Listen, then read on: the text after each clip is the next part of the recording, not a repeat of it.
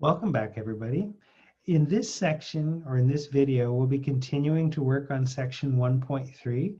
In the last video, we were working on the idea of average rate of change, which was essentially the slope of a function over an interval. This is going to be a similar idea, but a different formulation. So just to kind of quickly recap average rate of change, we were looking at the difference of a couple of function values divided by the difference of a couple of x values. And that gave us the slope of a secant line. So in the picture here, you see a, f of a, b, f of b.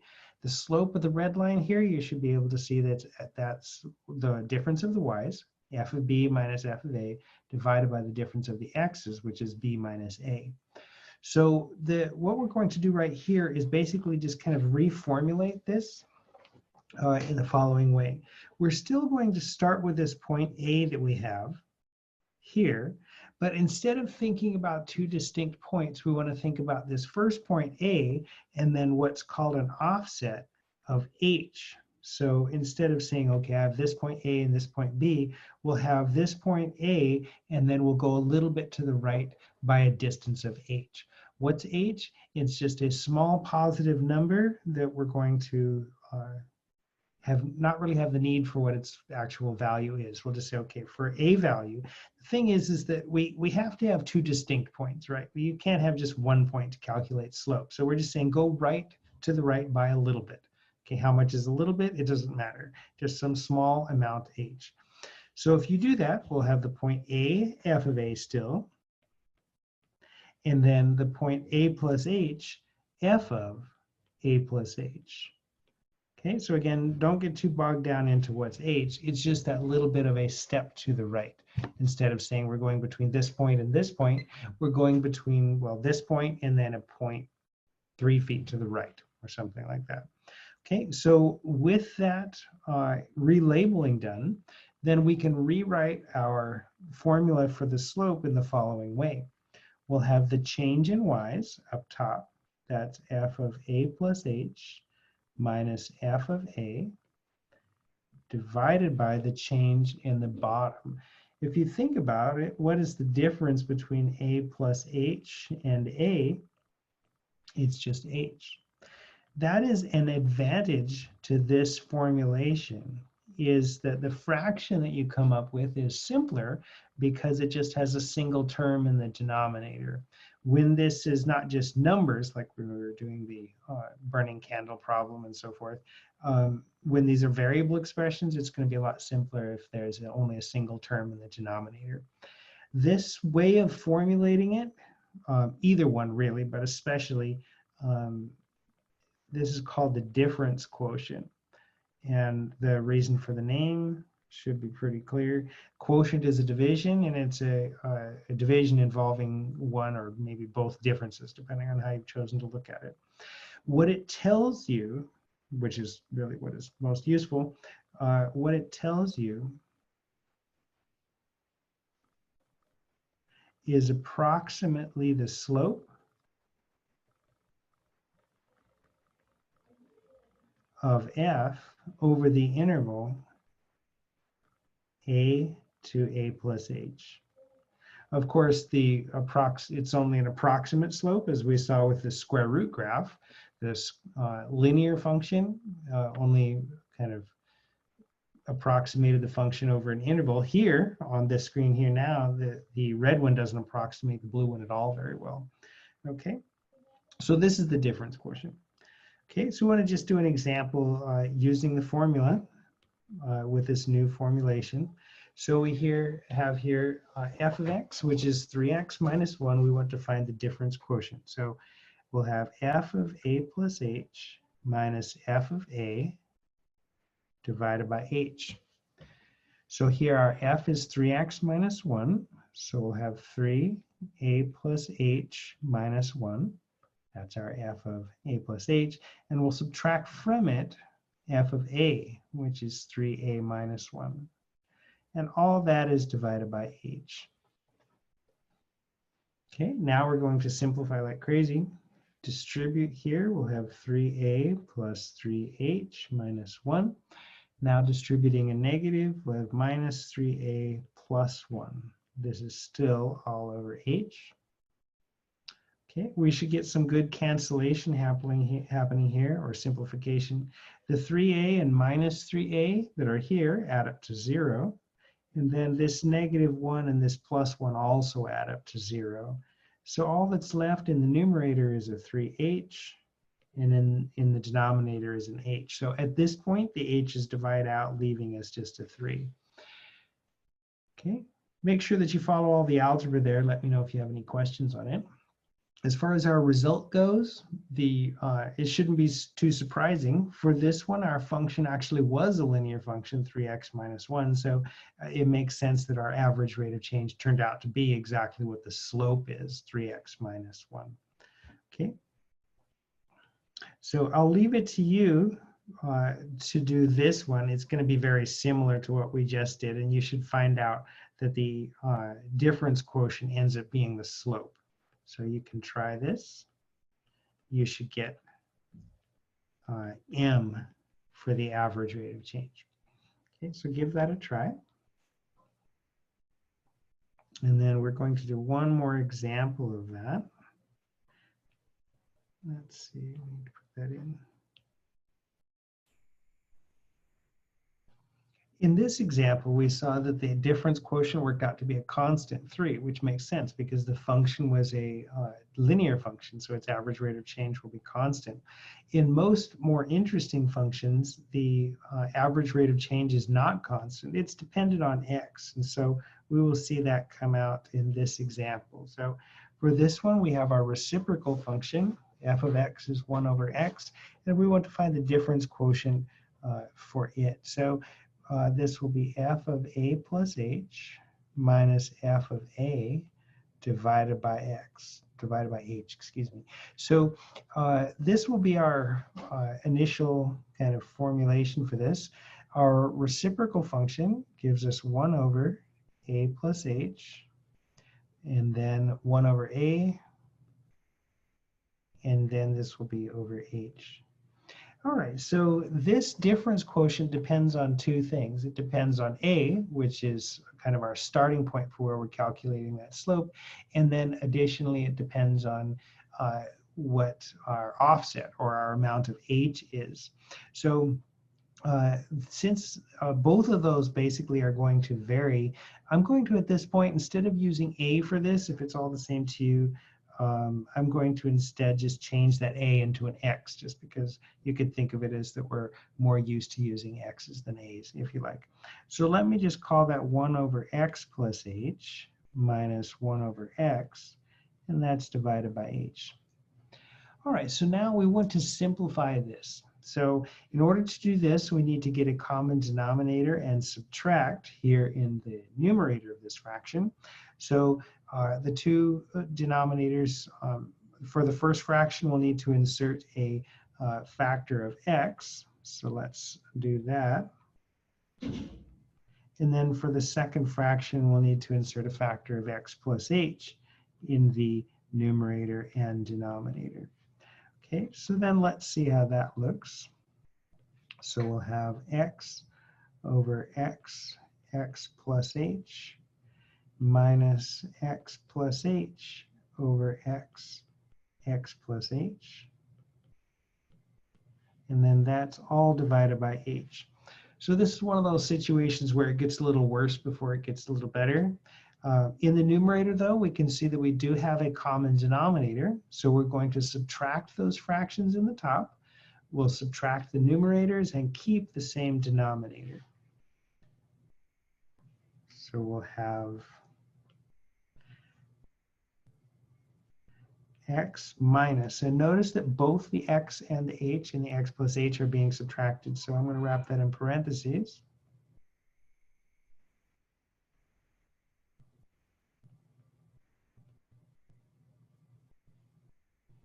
Okay, and then in here we'll distribute to remove the negative.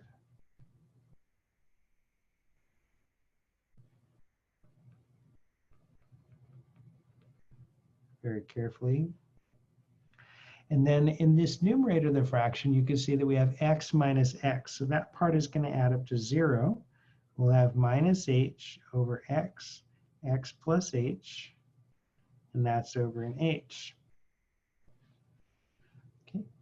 So at this point, we want to try to simplify out that value of h. So what we're going to do is in this big fraction, we're going to multiply the numerator and denominator by 1 over h. So I'll have a 1 over h here and also a 1 over h here. And our reason for doing that is that that will eliminate this h that we have in the denominator. So h times 1 over h will give us just a 1. And then in the top, our 1 over h will cancel with this minus h in the top, leaving us a negative 1. So it is getting better. We do just have to be a little bit careful with our complex fractions. So division by 1 just gives us our dividend back again. So negative 1 over x, x plus h. So as you can see, this was much more complicated than that linear function that we did. But it worked out. So we get negative 1 over x, x plus h. Okay, so take a look at the algebra there. It's quite a bit of steps. Let me know if you have any questions on it. One thing to do before we proceed is see what it is that we actually have done, right? So the 1 over x function, it was one of our kind of toolkit functions. Its graph was in 2 branches. If this is familiar to you, it would be a hyperbola, which we'll deal with later more, but its graph looks basically like that. So the function is going to be decreasing as you look left to right, and it makes sense if you look at our difference quotient. X and x plus h will always have, let's say that we have positive x values. If we have positive x values, then x times x plus h will be positive, and so this overall fraction will be negative. If x is negative and h is really small, then this denominator will still be positive, and so overall it will still be negative, which is consistent with this being a decreasing function. Okay, we'll talk more about functions that decrease and how you can tell that based on their slopes here in a couple of minutes. All right, so we found the average rate of change. We saw that it depends on x, which makes sense, and also depends on h, which was our offset. And if you think about it, if you look at the graph of 1 over x, the steepness of the graph, let me make that just a little bigger. Let's just take quadrant 1 part. The steepness of the graph right here is different from the steepness over here. At point A is steeper than point B. So it depends on the point x that you're doing this approximation. And then, of course, it will depend on the value for h as well. Okay, so we have one more example to do on difference quotients, and this one will actually be pretty fun. So this one we're going to do a quadratic function. So ax squared plus bx plus c. So we're going to do this just kind of in general, and then we'll see if we get something interesting out of it. So let's go ahead and set this up. So you may want to pause the video and try this yourself, and then start it up again and then see what you get. Okay, so I'm going to do kind of as I did in the last example and do this in terms of x. So I'm going to have f of x plus h minus f of x divided by h. So we're going to be evaluating this function at x plus h, and then at x, and then subtracting. Our function is the squaring function. So that will be a x plus h squared plus b x plus h plus c. That is the part that is just the f of x plus h piece. Then we'll have minus f of x. F of x is ax squared plus bx plus c. And all of that stuff is over h. Okay, so make sure that you've got that as far as evaluating the function at x plus h and at x. Very important to put those last 3 terms in brackets. It's a common mistake to leave those off, and then you get basically the incorrect result. All of f of x needs to be subtracted, so we need to have all of the terms of f of x in brackets. Okay, so now what's going to happen here is we're going to simplify that. So let me multiply out this binomial. the x plus h squared, and then we'll also distribute the b, and at the same time I'm going to be distributing this negative. Okay, so just take a big deep breath and just jump right into it. So we'll have ax squared plus 2ahx plus ah squared bx plus bh plus c minus ax squared minus bx minus c. All of that over h. Okay, so make sure that you get where all of that came from. I've done this before a few times, so it looks, it went by kind of fast. So let me know if you have any questions on how that went. When you do this, we should see that we should get some simplification happening. So I can see that the c and minus c add up to 0. And I can see that ax squared and minus ax squared are also adding up to 0. And we should get some other stuff as well. A bx and a minus bx will add up to 0. So then what's left will be 2ahx plus ah squared plus bh. And all of that is over h. What's good about this is that at this point, we can factor an h out of the numerator.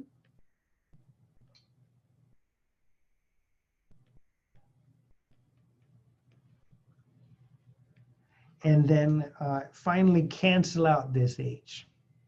So we wouldn't be able to do this if h were equal to 0. But we're going to kind of make the provision that h is not 0. It's a really small number, but it is not 0. Okay? All right, so what's left is 2ax plus ah plus b. And that's going to be our difference quotient. Okay, so what does it do for us? What is it we've done, right? So what we get basically is this expression that depends on a, h, and b. And it is the slope. Remember, the difference quotient tells you the proximate slope. It tells you the slope of this parabola over a small interval. It depends on a and h and b. Our original function had a, b, and c in it. Does it make sense to you that it doesn't have the c in our difference quotient? After all, did I somehow lose something here that it doesn't matter what c is? So the thing is that it doesn't matter, and here's why. You might remember, if not, we're going to do this later more, but you might remember that when you add a constant to a function, like if you have x squared plus 5 or x squared minus 3, that shifts the graph up or down, right? And that shift up or down is our c. So if I were to take this parabola and scoot it up a little bit, or scoot it down a little bit, sorry, I got overzealous with the erasure, that shouldn't change what the slope is over an interval. So adding or subtracting a constant is not going to affect what that difference quotient is. It's just affected solely by the value for a and h and b. And then the other piece of this is that we saw in working with the square root function and our approximation for the square root of 8 versus the square root of 100, that the approximation for our function is better if h is small, right? So going back to, sorry, there we go, don't want to make you dizzy. So going back to this picture, we can see that the red line doesn't approximate the curve very well at all near a, right? But that's because h is pretty big. But what if we made h like a lot smaller? So what if we made h be like over here or something? If we made a second h. If we made it like that, then the orange line is a much better approximation than the red one was. So in general, what I'm getting at here is that smaller h's are better, okay? we can't have it be 0, of course, because we need two distinct points, but smaller is better. Okay, and then right here, now notice that we've divided out our h. There's no longer an h in here anymore. By the way, whenever you're doing one of these difference quotient problems, that h will always end up dividing out, and you won't have an h in the denominator. If you do end up with something left, then something went wrong. We saw with the 3 one, with this one, and then with this one, that we're able to get rid of that h. You're always going to be able to get rid of that h. And if somehow you cannot, then something went wrong. Okay? So right here then, we see that we basically will have a better fit or better approximation if h is small. Okay, so I'm going to let h be 0. Okay, if you don't like the fact that I've let h be 0 when, like a couple of minutes ago, I was dividing by it, that is something that is dealt with more properly in calculus. So come back to it when and if you take a calculus class. Hopefully you will. If you don't like it, instead let h be 10 to the minus 500 or something, some super tiny number. Okay, but I'm going to let h be 0. All right, so then if h is 0, then a times h is 0. So then our difference quotient really looks like 2ax plus b. Okay, and so what else does this give us? So taking a look at a parabola, at all the different parabolas you might know or have experienced in your algebra life, the shapes of the graphs depend on a's and b's and c's. We can use this difference quotient to help us find the vertex of the parabola, which is the point where it changes direction. If you think about it, the function, the average rate of change should be positive on intervals before the vertex if it opens downward, and then negative after. If it opens upward, the slope should be negative first and positive later. But right at the vertex, it should be horizontal, right? It should switch from increasing to decreasing if it opens downward. It should switch from decreasing to increasing if it opens upward, by passing through a point where the slope is 0. So what would that mean if we had 2ax plus b equaling 0? What would that mean for x? 2ax would be minus b, x would be minus b over 2a. And you might have learned that in high school or somewhere as a place to, or a way to find the vertex on a parabola. So, and there's a variety of ways of refinding that. And we did it here using the difference quotient, which is pretty fun. So the further you go in math, the more you'll run across the difference quotient. We'll have occasion to use it here some. So that's the end of this part of section 1.3. We'll have one more video on this because this one's getting kind of long. Let me know if you have any questions on this one. Otherwise, have a great day.